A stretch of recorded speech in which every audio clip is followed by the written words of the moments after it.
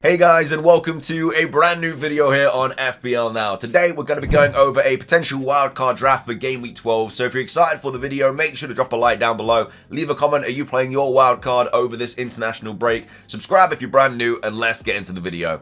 So, starting things off, I think this is the best time to wildcard now up until we get our second one later on in the season. It's during the international break, so you can catch price rises, price falls, and as well as that, there's some really good fixture swings, which are really going to benefit you if you obviously are on a wildcard. So, yeah, best time to play it in my opinion, and this is the kind of draft that I've come up with. Again, you might want to make a couple of changes. We might make an updated one throughout these 2 weeks if there are certain injuries and stuff. Obviously, a couple of these players are flagged because they didn't go off on international duty, such as like Palmer, stuff like that. But either way, in goal, we do have Sanchez and Fabianski. We do not have Raya. A lot of people are thinking double Arsenal defense is still the way forward. Judging on the recent results, it's not been. Again, they do have nice fixtures coming up, which is why a lot of people are doubling up on Arsenal defense. But I think for me, personally, I think it's just one is enough. I don't think you're going to need two. There's a lot of money that goes into double Arsenal defense, and I think that money is just better spent elsewhere. So I've gone Sanchez instead, who has really good fixtures coming up. The Chelsea fixtures are insane. Like, obviously, they've got Villa at home and Spurs away in the next 5. But apart from that, they have a sea of green fixtures. So they've got Leicester, Southampton, Brentford, Everton, Fulham, Ipswich, Palace, Bournemouth, Wolves. So that is a ridiculous fixture run. From game week 16 to game week 22, you could generally captain Palmer in every single one of those weeks because the fixture is just that good. And I think from a defensive standpoint, they're really good as well. Sanchez is only 4.7 mil, so you're saving 0.8, 0.9. I can't remember how much Raya is right now. He might actually be 5.6. So yeah, you are saving about 0.9 mil there, downgrading from Raya to Sanchez, who probably has better fixtures as well. Like the defense isn't as good as Arsenal's in terms of numbers and stuff, but with the fixtures they've got coming up, I honestly think they are one of the better defenses to target right now, apart from obviously Liverpool and stuff like that. But I really like Sanchez as your main goalkeeper. And then for your backup, you have Fabianski as well, which obviously when, I don't know, Sanchez plays Spurs away, you've then got Fabianski, who's got Wolves at home. And if he's still the #1 goalkeeper by then, you can just play him instead. So they do rotate really well as well. Of course, game week 13 isn't ideal because you either have Villa at home or Arsenal at home with your 2 goalkeeper options, but it's not the worst thing in the world. Villa at home, it's not an awful fixture and might make a few save points. I think they'll concede in that game, but could make a few save points. So, yeah, I really like those as the goalkeepers. Obviously, having a 4 mil goalkeeper is absolutely incredible. I really would like Fabianski in my squad, but I just don't really want to waste a transfer on him. But, yeah, if you have got a wild card that you are using right now, I think Fabianski and Sanchez are the 2 best goalkeepers to have as of right now. So, those are the goalkeepers. At the back, we've got Gabriel, Konate, Konza, Aït-Nouri, and Veltman as well. So a pretty solid defense in my opinion. All have ridiculously good fixtures. You can see from the green that they have under their fixtures that they're all really good. So Gabriel, like I say, I think you do need an Arsenal defender. Like I say, doubling up might be a little bit too much, but I still think you definitely need at least one. So that's why I've gone Gabriel over Saliba as well, just because of his attacking threat from corners. And I think Arsenal will come good. I think obviously they're on a bit of a rough patch at the moment, but I'm still I'm not too worried. I think the clean sheets will come. I've also gone Konate as well. Obviously game week 13 and 14 not ideal because they've got City at home and Newcastle away. But either side of that, they've got some really nice fixtures. Southampton away, you'd like to think that's a guaranteed clean sheet. You know, Liverpool's defense is the best in the league, so and Southampton are terrible. So you kind of think they'd get a clean sheet there. And then also got Everton and Fulham after the Newcastle and City game as well. I also gone Konza as well. He's actually just gone down in price to 4.4, but the Villa fixtures coming up are really nice. They've got Palace at home in game week 12. Chelsea's not ideal. You don't have to play him in that fixture, but then they've got Brentford, Southampton, Forest coming up as well. Some nice fixtures from like a defensive standpoint for Villa. And again, 4.4 mil defender to get into that Villa backline isn't the worst thing in the world. I quite like him as an option. Also got Aït-Nouri as well. Again, we know how attacking he can be. He's got some nice fixtures coming up as well. I really like him as an attacking option, really. And for 4.6 mil, I think he's definitely worth the price. And I've also got Veltman as well. He's just someone that you can play instead of Konza and Konate in game week 13 when they've got City and Chelsea. You can play Veltman, who's got Southampton at home. So yeah, in game week 13, game week 12, you'd play probably Gabriel, Konate, and then you'd probably play Konza. just simply because Fulham away and Bournemouth away, I can see both Brighton and Wolves conceding in those fixtures. And then when game week 13 hits, you can play Gabriel, who's got West Ham away. Then you can play Aït-Nouri, who's got Bournemouth at home, and then you can play Veltman, who's got Southampton at home. And then when game week 14 rolls around, you can probably play Gabriel, Konza, and then Aït-Nouri. And then when game week 15 rolls around, you can play Veltman because he's got Leicester away. So these rotate really nicely, in my opinion. And I think, like I say, they've got really nice fixtures up until the next like 5 or 6 weeks. So you just don't have to worry about them really. So yeah, I really like those as the back line. Again, you could maybe chop and change it a little bit. Maybe go for Dunk over Veltman if he is back. Obviously, still potentially injured. Yeah, I think Veltman is a solid pick, really. I think that his minutes have been fine, really. I mean, he obviously missed the Chelsea game. That might have been for injury. Came off of 75 against Liverpool, but yeah, he's usually absolutely fine. He's got a little bit more of an attacking threat as well, in my opinion. Obviously, Dunk is good on corners, but Veltman, I think it maybe offers you a little bit more down the wing and stuff like that. But either way, that's the back line and the goalkeepers. In midfield, it's where the majority of the money is being spent. We've got Rodgers, who, again, Villa have really, really nice fixtures coming up.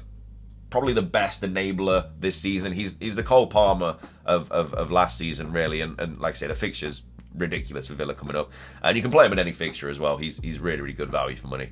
Also got Saka as well. Obviously did come off with the injury on like the 80th minute in that fixture with Chelsea, but got 2 weeks to recover. I think he's going to be fine. He is a little bit of an injury risk this season though. He's picking up quite a couple of injuries, like little knocks and stuff here and there, but he's just such a good player to own.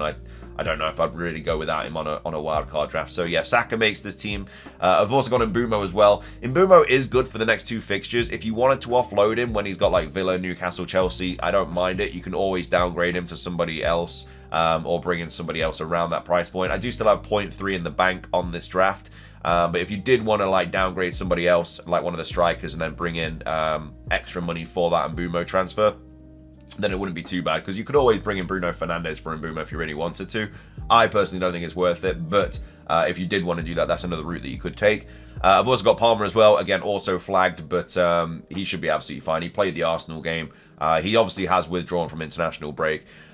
It's one of those things, like, it's just Nation League friendlies, and I don't think that a lot of players are really that bothered. Obviously, representing your country is a massive honour, but I think for these players that know they're going to be in the England squad regardless for the big competitions, you know, and they have got like a slight injury, that it kind of makes sense just to withdraw, because it's not worth risking it even more just for a Nations League friendly game. Well, it's not friendly, but a Nations League game, it's just not worth risking a potential injury. And they've also got Mo Salah as well. Again, probably the best captaincy shout this week. Salah and Palmer just intertwine so well for captaincies. They really do, and so does Saka. Like, you can captain Salah this week, game week 12, game week 13 you could captain Saka, and then game week 14 you captain Palmer, and then game week 15 you captain Salah, and then game week 16 you captain, I don't know, any one of them, because they've all got really good fixtures. But yeah, they just really, really good captaincy swapping with those two. But I really like this midfield. It's kind of the staple midfield, I think, at this point, that you'll see on a wildcard draft, but it's just because it's so good. Like, it's such a nice midfield. And then up top, we've gone Isak, we've gone Kuna, and we've also gone Welbeck as well. So you could save a lot of money by downgrading Kuna to a Strand Larsen, who'll save you 1.2, I believe, because I think Strand Larsen's 5.6. And then also you could go from Welbeck to João Pedro, which will save you another 0.5. So right there, you'd save 1.7 mil, and that would be enough to upgrade Mbeumo to a Bruno Fernandes or something like that. But I think Welbeck is a lot more likely to start games and also play a lot more minutes as well. Like, João Pedro, I think, will swap with Rutter, but I think Welbeck is the main striker. Obviously, João Pedro is on penalties and stuff, which is ideal. I don't like how his minutes are probably going to get managed.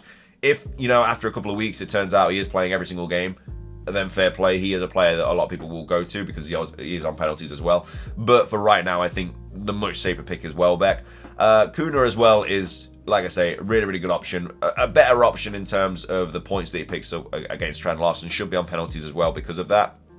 But at the end of the day, if you want to pay a little bit less for a Wolves attacker who you know is probably going to play 90 minutes, I think Strand Larsen is still a really good option as well. And like I say, he's a lot cheaper than Kuna.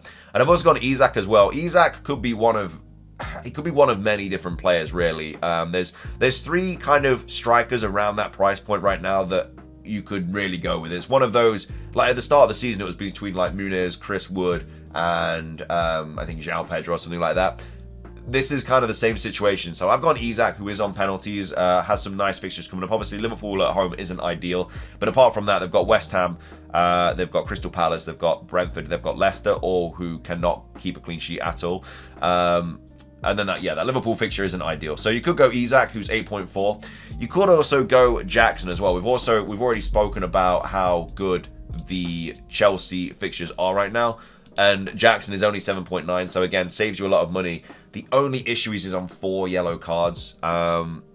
So that's not great. I mean, it wouldn't be too bad if he'd picked up a yellow card with Leicester, so he obviously went and like missed the Villa game.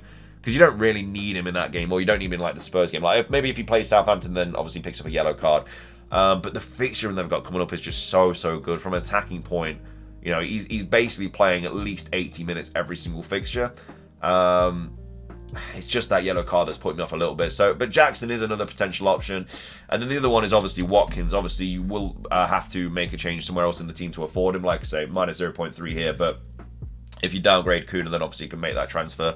And he's another player that you could potentially target just because of the fixtures that they've got coming up. Really nice fixtures. But I think for me, I'd probably just go Isak. I think because of he's on pens and stuff. Like I know that Wilson's potentially coming back soon, but I just don't think Wilson's going to be taking Isak's place anytime soon. So I do really like this wildcard draft. I think it's one of those easy ones to make, though. I think it does sort of pick itself over the international break. Obviously, there's a couple of things you might potentially change. Like, it might change the strikers, but I think the midfield basically picks itself.